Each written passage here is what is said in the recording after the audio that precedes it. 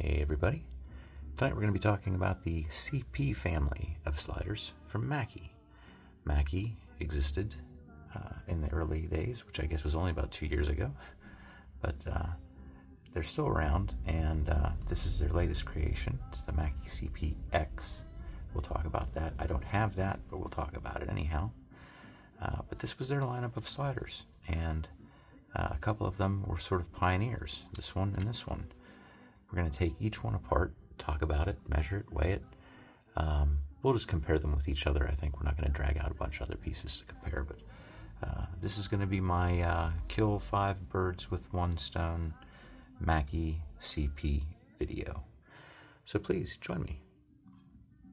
All right, let's get this guy out of here, and we'll start in chronological order. So here we have the CP2, the CP3, the CP3 Nano, and the CP5. They skipped CP4 because CP4, they don't like the number 4 in China. It's like our superstitious thoughts on the number 13.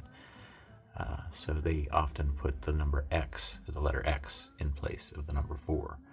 And you'll see that. I still have yet to get a piece that has it, but most decent pieces, let me focus in on this. You'll see that this is 208 of 399. If this happened to be 204 of 399, then it most likely would have been 20X of 399. They actually would have put an X there instead of the number 4. That's just a neat little fact about Chinese stuff. And I think that's why they called the newest one that I was talking about, that I don't own yet, and I probably won't own it actually, is the CPX, or I just call it the CP4. But again, chronologically speaking, the CP2 came first, CP3, CP3 Nano, CP5. This is a hybrid mechanical on one side, magnetic on the other.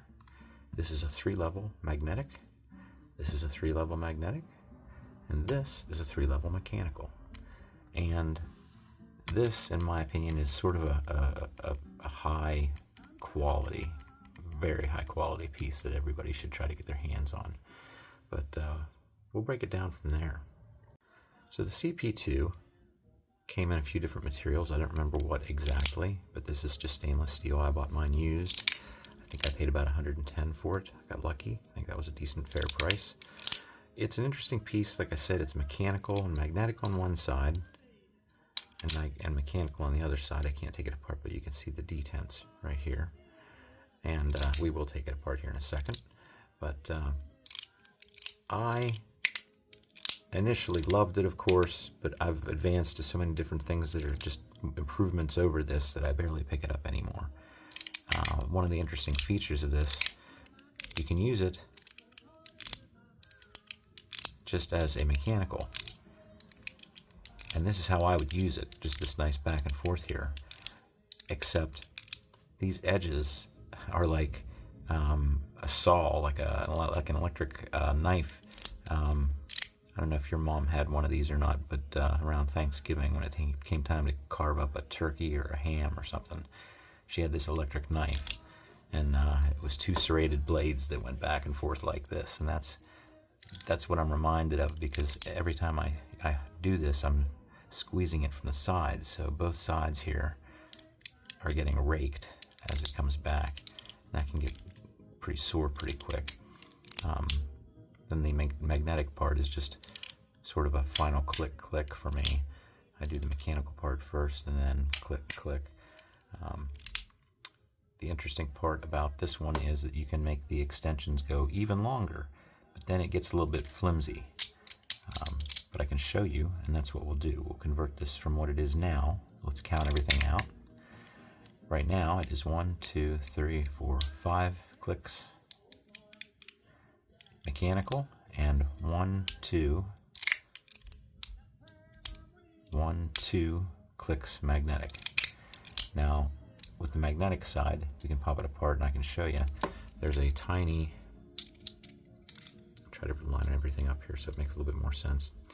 There is a tiny set screw right here, and it sticks up in that track just enough to run into this little stud. That stud runs along this track, and when it gets to that point, that's what stops it from going any further this way. So we can take that out completely, and we'll be able to extend it from there another magnet length. So we'll add a magnetic click in doing that. So let's just go ahead and do that. Thing is, you have to be organized enough to put your little screw aside somewhere so that you don't lose it down the road. There, we're done modifying the magnetic side. It now has 1, 2, 3 clicks. It sticks way out there. See how easy that pops off?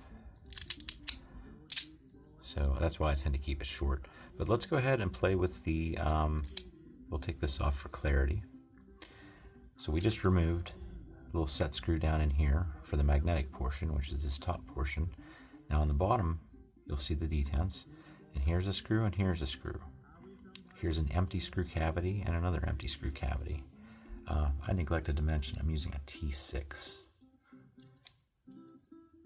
So what we can do is take this out, put it here, take this one out, put it here, and that should extend us at least one more click. So let's find out what happens here. It's been a long, I'm sure that's what happens. I would assume. I just haven't done it in such a long time that, and I'm not a betting man, but I would say that's likely what we're going to have happen here.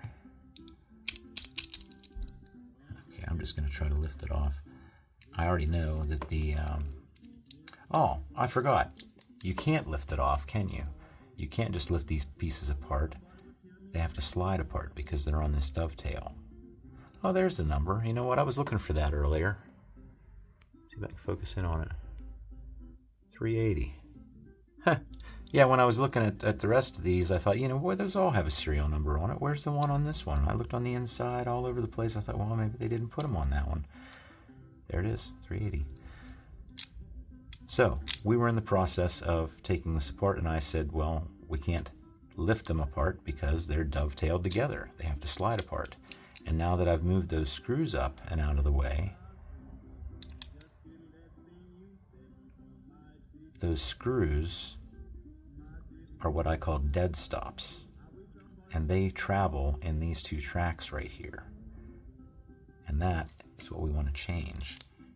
So we did gather some distance there, I think. Let's just take it out entirely. Didn't want to come out earlier. Still doesn't want to come out.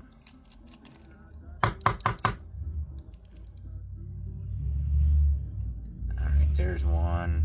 You have to excuse the traffic. I am right on a main street in my little town. And it's about 7 p.m. There we go. Now we got all the screws. Alright, so I just wanted to move them. But I don't want to waste my time with this. So I'm going to take a peek. I also want to show you when we take it apart, the ball and spring is actually one of those little ball plungers.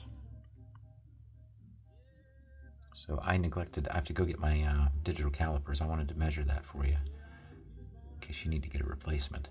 I think I have an extra one or two that came with this.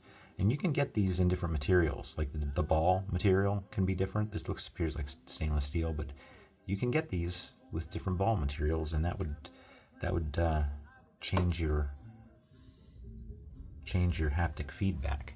Give me one sec. Okay, here we go. I'm going to give you the outside diameter of this ball plunger first. That's 3.9, I say 4 millimeters. The height would be from the bottom surface to the bottom edge of this lip. We can measure that just like this.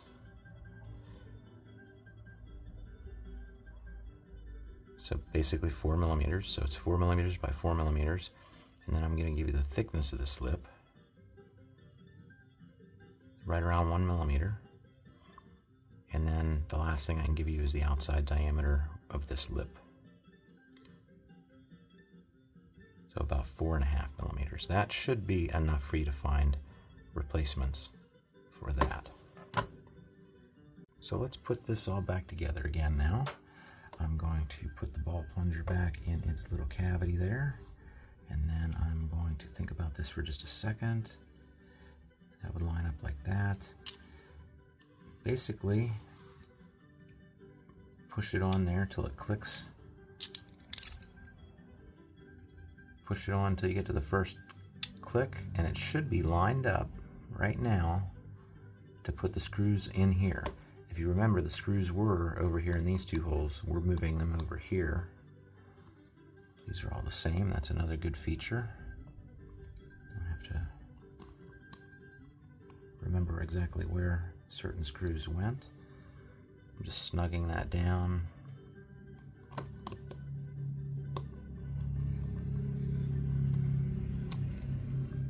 Okay. Remember, this third screw was for the magnetic side right here, and we've taken that out so that we can have an extra magnetic click.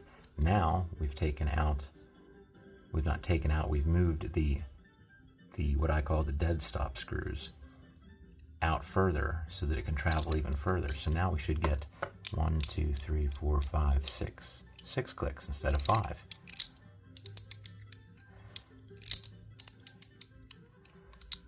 And then we can just put this back together again. Now, fully extended, whoops, I did that the wrong way. I would also be holding that upside down. I'd normally hold it with the mechanical part facing up. So there's our extended click range on the mechanical side, and there's 3 clicks instead of 2 clicks on the magnetic side. But that's really getting kind of long now, and it really is floppy. So I just don't like to, when you're bringing it back together, you know, on the magnet side, the mechanical side does just fine, but the magnet side wants to skip and jump on you, and the fact that you have it overextended like that kind of makes it a little bit unpredictable and not very satisfying, honestly, as far as clicking goes. We'll leave that at that. We've talked about that. We'll come back and weigh and measure them all at the end here. But we can now move on to the CP3. We've been eating that for a little while. This was one of my early pieces, yeah, and I have some black Teflon tape in there that I'm experimenting with, and that seems to have made it a little bit smoother, a little bit softer. When you do that, though, you're increasing the distance between the magnets on a magnetic slider, and that can make it a little bit weaker and a little more likely to fall apart on you. But I decided I like it. I like it. It's a good balance. But this is fairly thick tape. All the tape I have, all the PTFE Teflon tape that I have is salvaged from other sliders that I bought that I didn't use it on, you know, that came with a carbon, or came with the tape. And but there are tapes available out there. I think there's at least 3 different thicknesses of Teflon tape. And it's not black either. It's either clear or semi-transparent or something, but you could get thinner stuff that would probably work better than this does. Either way, it really isn't that necessary. I'm doing it as an experiment sort of thing. But this is one of my early pieces, and I was really happy with it. Really, really happy with it. But I've gotten so many nicer pieces since then that the more I look at this, it just looks, you know, everybody knows there's sort of a generic copy of this one out, right? It's bigger, it's wider, sort of has a blank faceplate here where it says where it normally would say Mackie Studio. It's similar, but it's not. It's just not the same thing. And those are die cast, and they really are garbagey. And usually the magnets aren't even placed in them very good, at least the ones I've seen.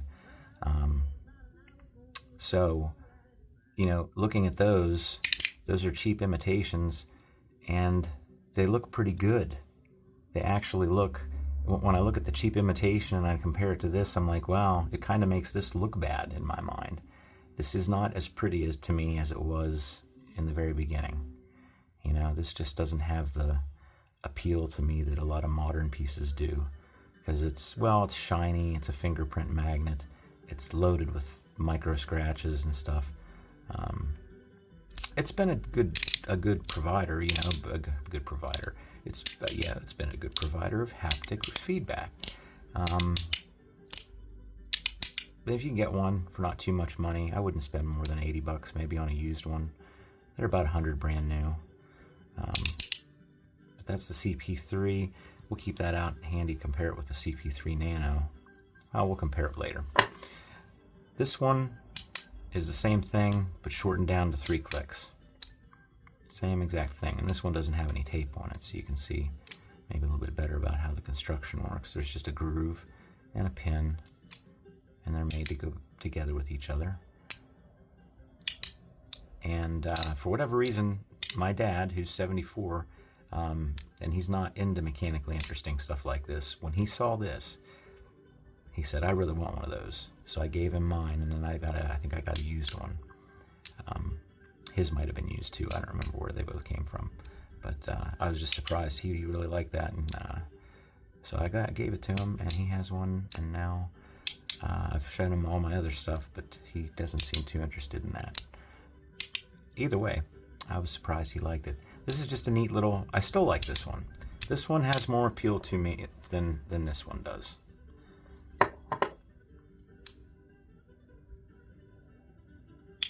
Nice little piece. Now, the CP5 is a mechanical, an early mechanical, and that's something I should have said about this if I didn't say it enough, was this is one of the first appearances of detents and springs and balls or ball plungers. This is one of the earliest mechanical examples of a slider that I know of. And it's a hybrid, of course, magnetic on one side and mechanical on the other. But then this, I didn't appreciate it when I had it because everything else was magnetic. And this was the oddball. It was mechanical. And in my head, I kept convincing myself that it's just not as smooth. It's just not like the magnetic ones, you know. I don't know. And the point is that it is not like the magnetic ones. Sorry, I misspoke again. Getting my mechanicals and magnetics mixed up. It is not like the magnetic ones at all. And the best part of it is that subtle feedback between the clicks and the fact that the clicks are so precise.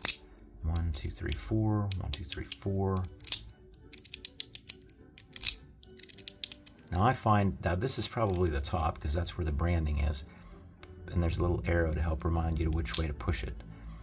I find it easier to use it this side up with this sort of almost like a battery indicator on the back. That has much more friction for my thumb to get a hold of than this side does with just the CP3 lettering in there.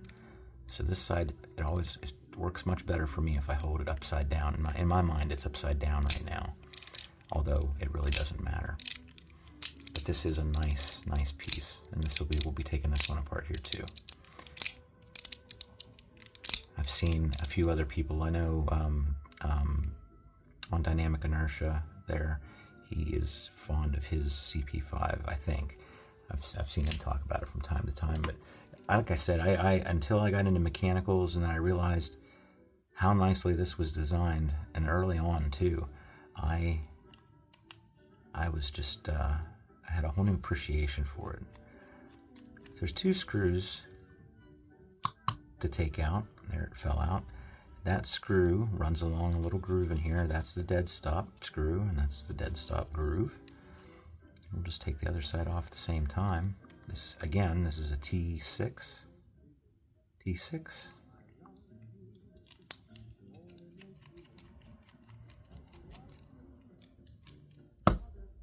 There's our screws. Now, it won't go flying apart because, again, this uses ball plungers, just like the other one did. That one's kind of stuck in there. Might stay in there. Let's see about the other side. This might be a little bit dirty. I haven't, there, that one came out. So you see there's a, look at it, yeah, it is dirty. Shame on me. So you got a nice big hole there with a little bit of a countersink. That's for the edge of the ball plunger to sit down in so that it's nice and flush. The only part that sticks up is the ball. And again, you can get these in different ball materials. For instance, the CP2 that we took apart had stainless steel balls, and this one has black zirconium nitride balls. So let's just go ahead and put her back together again. And that's just as simple as sliding it on until it starts to click. Maybe slide it on to the first click. We may as well put the other side on, right?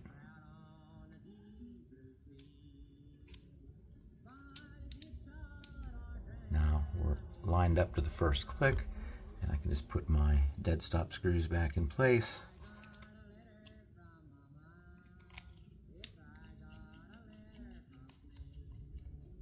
And you'll turn that in till it's just snug. And you see they designed this one so that once you tighten the screw down till it's snug, it does not dig into the bottom plate and lock everything up. Once you snug that screw down in, it sticks down in there just far enough into that groove to act as a dead stop and not to touch the bottom or scrape anything. That's a nice tight tolerance.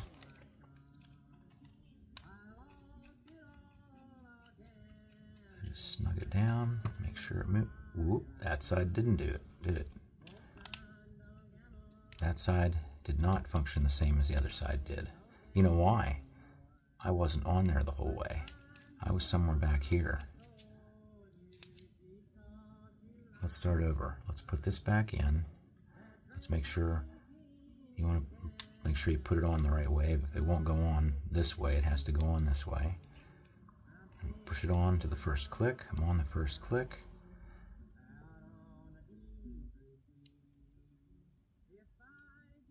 There's the tip of the screw.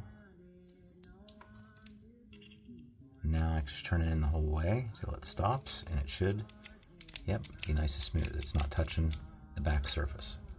That was my mistake. So that's it. This one is now reassembled.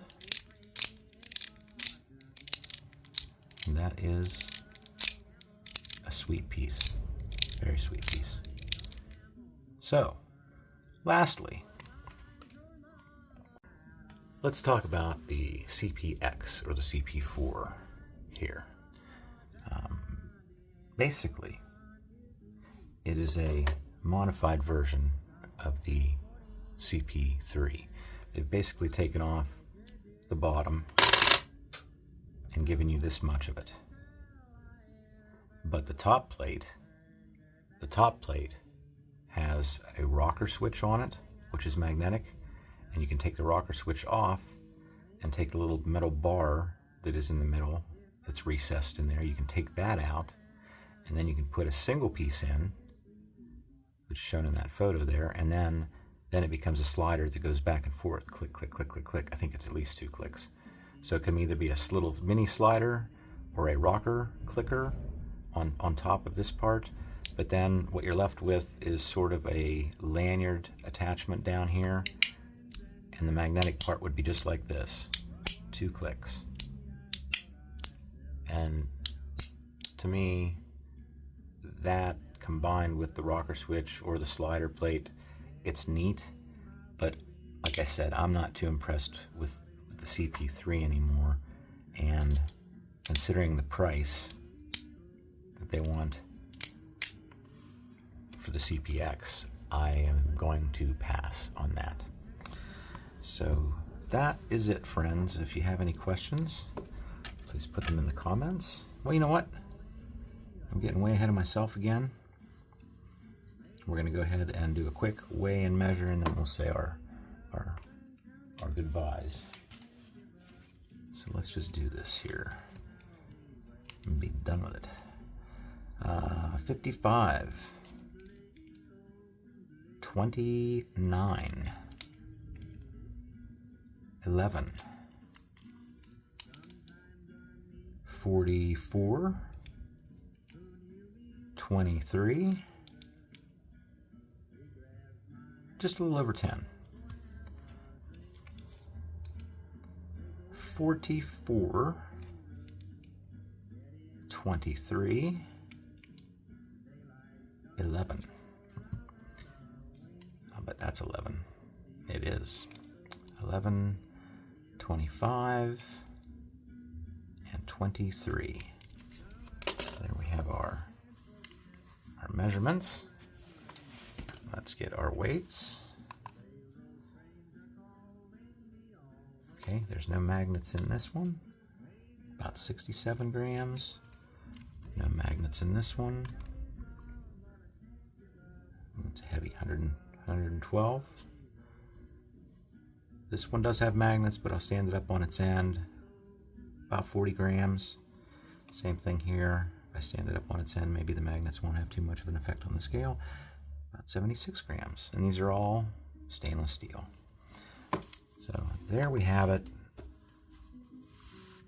Let me know in the comments if you have any questions. I'll get back to you as soon as I can. Thanks for watching. Bye.